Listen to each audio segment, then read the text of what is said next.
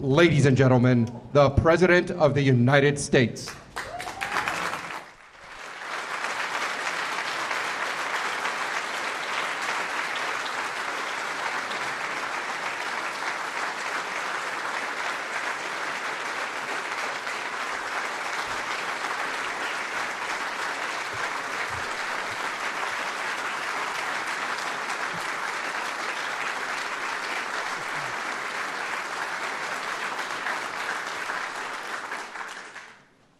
My fellow Americans, tonight I speak to you from the East Room of the White House regarding one of the most profound responsibilities of the President of the United States, and that is the selection of a Supreme Court justice.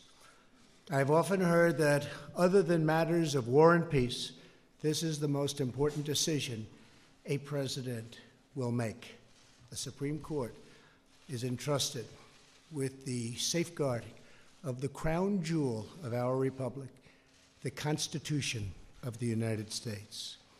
12 days ago, Justice Anthony Kennedy informed me of his decision to take senior status on the Supreme Court, opening a new vacancy. For more than 4 decades, Justice Kennedy served our nation with incredible passion and devotion.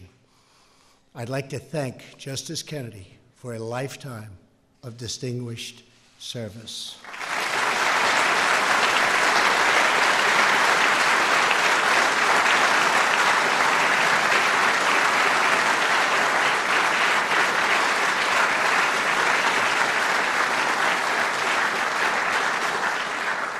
In a few moments, I will announce my selection for Justice Kennedy's replacement.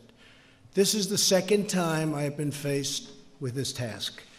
Last year, I nominated Judge Neil Gorsuch to replace the late, great Justice Antonin Scalia.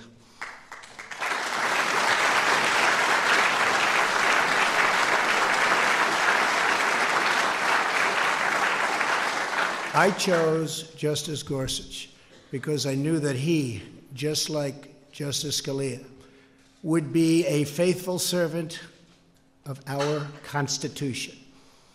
We are honored to be joined tonight by Justice Scalia's beloved wife, Maureen.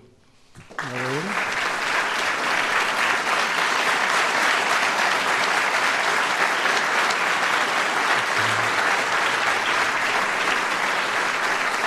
Thank you, Maureen.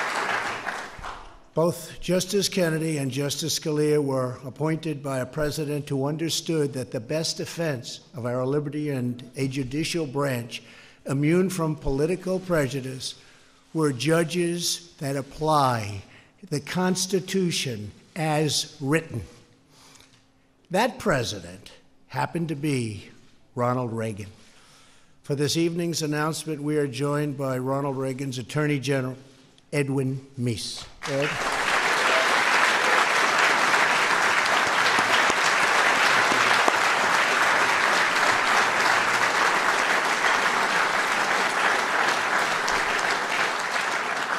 And Ed, I speak for everyone. Thank you for everything you've done to protect our nation's great legal heritage. In keeping with President Reagan's legacy, I do not ask about a nominee's personal opinions. What matters is not a judge's political views, but whether they can set aside those views to do what the law and the Constitution require. I am pleased to say that I have found, without doubt, such a person. Tonight, it is my honor and privilege to announce that I will nominate Judge Brett Kavanaugh to the United States Supreme Court.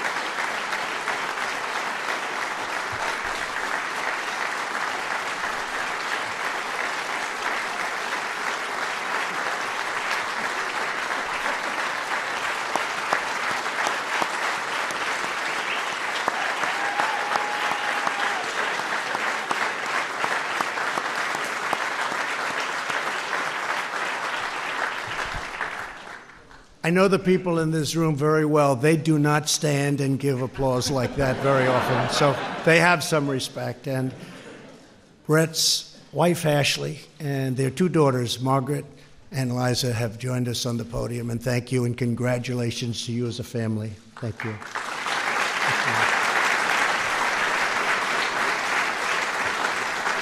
Judge Kavanaugh has impeccable credentials, unsurpassed qualifications, and a proven commitment to equal justice under the law. A graduate of Yale College and Yale Law School, Judge Kavanaugh currently teaches at Harvard, Yale, and Georgetown. Throughout legal circles, he is considered a judge's judge, a true thought leader among his peers.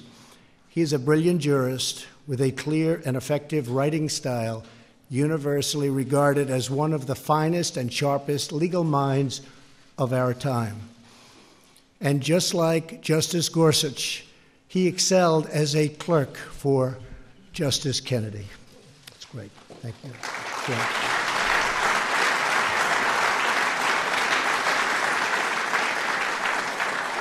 Judge Kavanaugh has devoted his life to public service. For the last 12 years, he has served as a judge on the D.C. Circuit Court of Appeals with great distinction, authoring over 300 opinions which have been widely admired for their skill, insight, and rigorous adherence to the law. Among those opinions are more than a dozen that the Supreme Court has adopted as the law of the land. Beyond his great renown as a judge, he is active in his community. He coaches CYO basketball, serves meals to needy families, and, having learned from his mom, who was a school teacher in D.C., tutors children at local elementary schools. There is no one in America more qualified for this position, and no one more deserving. I want to thank the senators on both sides of the aisle, Republican and Democrat, for their consultation and advice during the selection process. This incredibly qualified nominee deserves a swift confirmation and robust bipartisan support. The rule of law is our nation's proud heritage. It is the cornerstone of our freedom. It is what guarantees equal justice. And the Senate now has the chance to protect this glorious heritage by sending Judge Brett Kavanaugh to the United States Supreme Court. And now, Judge, the podium is yours.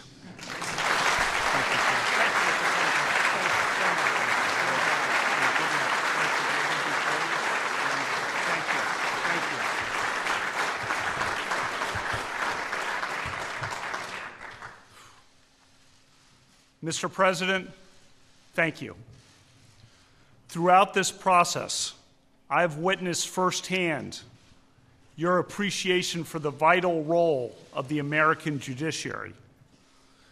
No president has ever consulted more widely or talked with more people from more backgrounds to seek input about a Supreme Court nomination.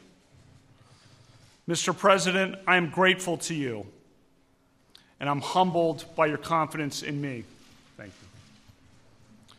30 years ago, President Reagan nominated Anthony Kennedy to the Supreme Court. The framers established that the Constitution is designed to secure the blessings of liberty. Justice Kennedy devoted his career to securing liberty. I am deeply honored to be nominated to fill his seat on the Supreme Court.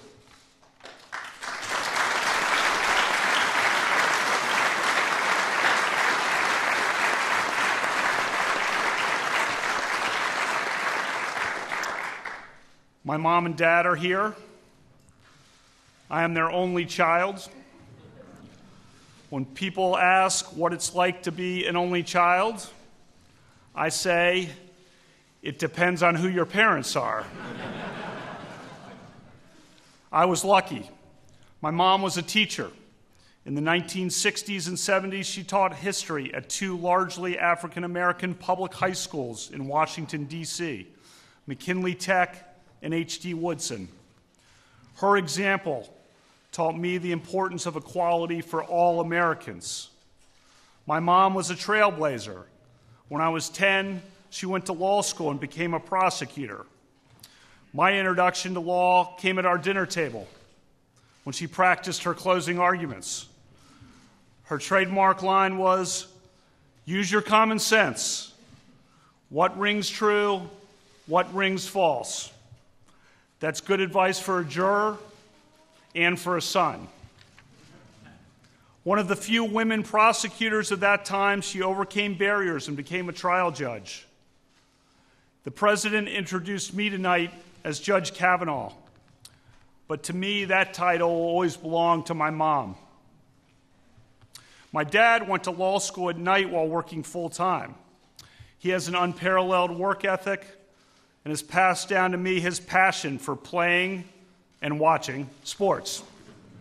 I love him dearly. The motto of my Jesuit high school was "Men for Others." I've tried to live that creed. I've spent my career in public service from the executive branch and the White House to the U.S. Court of Appeals for the D.C. Circuit. I've served with 17 other judges, each of them a colleague and a friend. My judicial philosophy is straightforward. A judge must be independent and must interpret the law, not make the law. A judge must interpret statutes as written, and a judge must interpret the Constitution as written, informed by history and tradition and precedent. For the past 11 years, I've taught hundreds of students, primarily at Harvard Law School.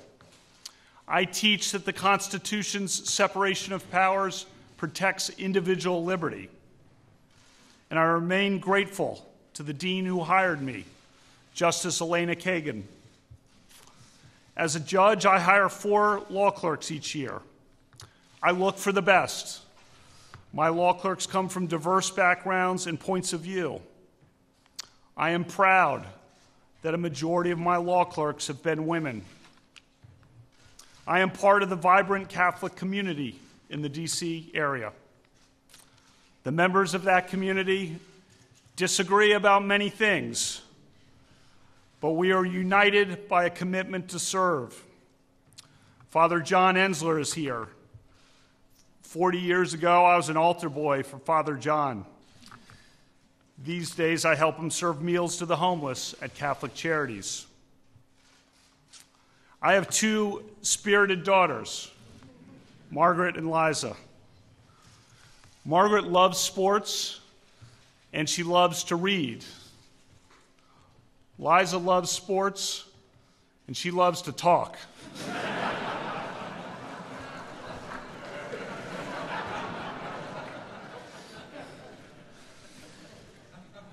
I have tried to create bonds with my daughters like my dad created with me. For the past 7 years, I have coached my daughters' basketball teams. The girls on the team call me Coach K.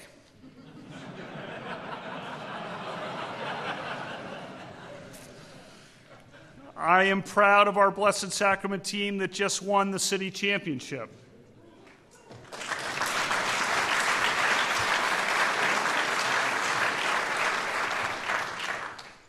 My daughters and I also go to lots of games. Our favorite memory was going to the historic Notre Dame-UConn women's basketball game at this year's Final Four. Unforgettable. My wife, Ashley, is a West Texan, a graduate of Abilene Cooper Public High School and the University of Texas. She is now the town manager of our community. We met in 2001 when we both worked in the White House. Our first date was on September 10th, 2001. The next morning, I was a few steps behind her as the Secret Service shouted at all of us to sprint out the front gates of the White House because there was an inbound plane. In the difficult weeks that followed, Ashley was a source of strength for President Bush and for everyone in this building. Through bad days and so many better days since then, she has been a great wife and an inspiring mom. I thank God every day for my family.